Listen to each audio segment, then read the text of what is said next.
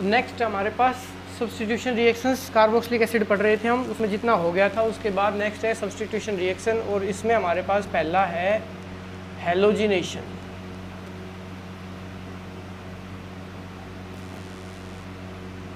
और हैलोजिनेशन में भी सबसे पहला जो नाम है वो आता है हेल-वोल्हार्ड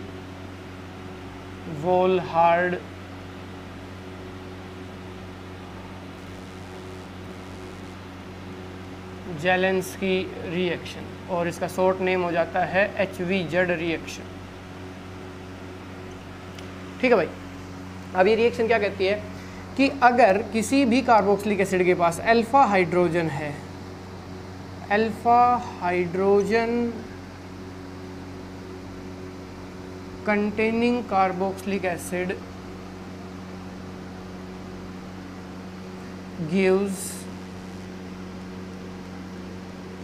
दिस रिएक्शन, तो वो ये रिएक्शन देते हैं, अदरवाइज ये रिएक्शन नहीं होगी। इसका मतलब ये रहेगा हमारे पास, जैसे ये COOH है फंक्शनल ग्रुप, इससे जुड़ने वाला जो पहला कार्बन, ये कार्बन क्या कहलाएगा?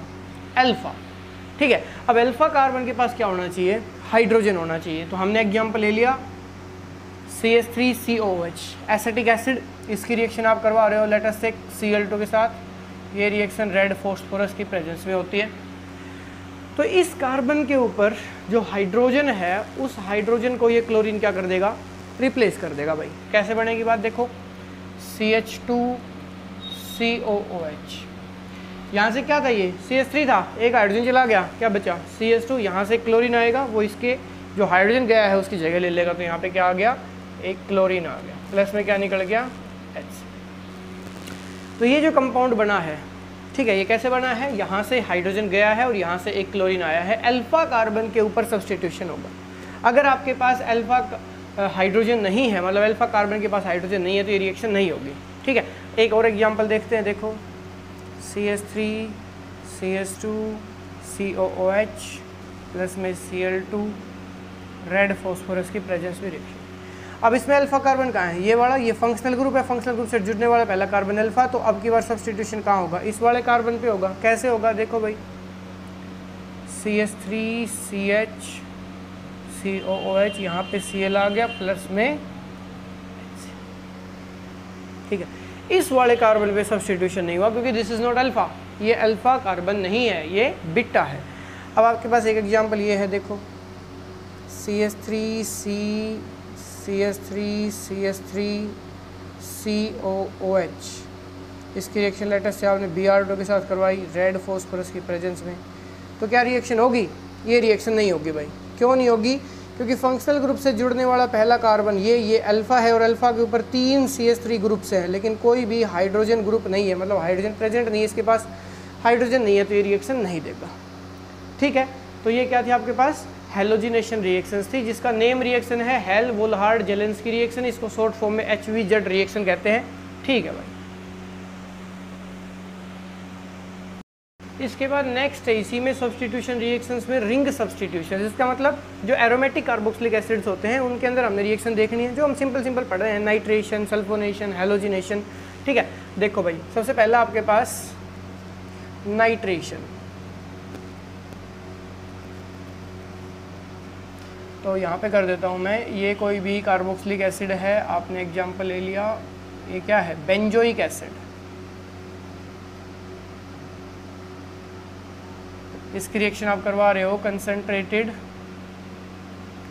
HNO3 के साथ, किसकी प्रेजेंस में होती है? ये कंसंट्रेटेड H2SO4 की प्रेजेंस में। नाइट्रेशन है, किसकी प्रेजेंस में होगी? कंसंट्रेटेड H2SO4 की प्रेजेंस में होगी। ठीक है। और किसके साथ होती है? कंसंट्रेटेड HNO3 के साथ होती है। ये कोई भी बेंजोइक एसिड हो गया। अब यहाँ पे पॉइंट क्या है कि जो बेंजोइक एसिड है आपके पास, वो मेटा डायरेक्टिंग होता है। रेजोनेटिंग स्ट्रक्चर्स पढ़े हमने 11th में भी और 12th में भी मैंने करवाए हैं। मेटा डायरेक्टिंग होता है, इसका मतलब क्या है कि जो NO2 है यहाँ का जो इलेक्ट्रोफाइल है, वो किस पोजीशन पे अटैक करेगा? मेटा पोजीशन पे अटैक करेगा। तो प्रोडक्ट क्या बनेगा भाई? देखो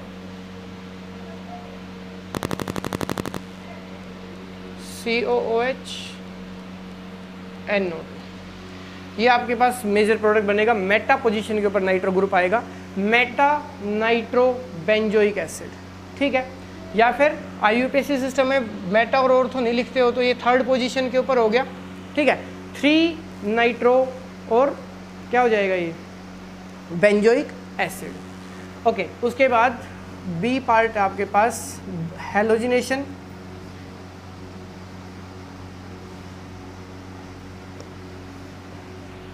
ठीक है। अब इसमें आप कैसे करोगे भाई, हैलोजिनेशन के अंदर आप ब्रोमिनेशन का एग्जांपल ले लो। लेट अस से आपके पास ये कोई बेंजोइक एसिड हो गया,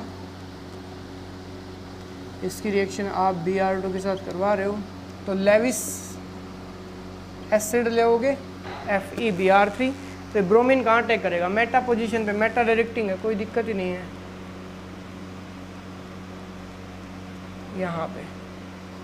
इसी प्रकार से सल्फोनेशन,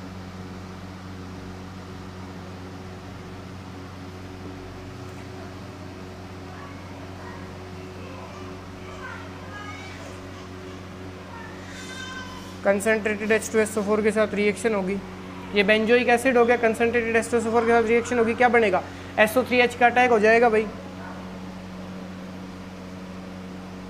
कहाँ पर, मेटा पोजीशन पे।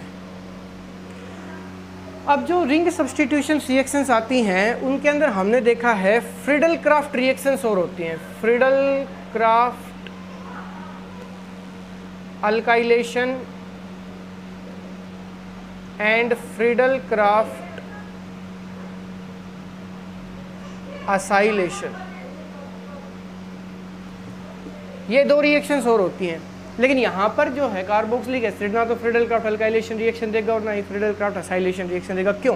क्योंकि इन दोनों के अंदर जो लेविस एसिड होता है वो क्या होता है, AlCl3। हमने इसी प्रकार से यहाँ पे एग्जांपल जो लिया उसमें FeBr3 लिया, AlCl3 नहीं लिया। AlCl3 जो है वो COOH ग्रुप के साथ स्ट्रॉन्ग बॉन्ड बना लेता है, ठीक है, और साल्ट की फॉर्मेशन करता है। इस वजह से ये AlCl3 वहाँ पे कैटलिस्ट का काम कर ही नहीं पाता है, तो फ्रीडल क्राफ्ट असाइलेशन और अल्काइलेशन रिएक्शन कार्बोक्सिलिक एसिड्स नहीं देते हैं, ठीक है।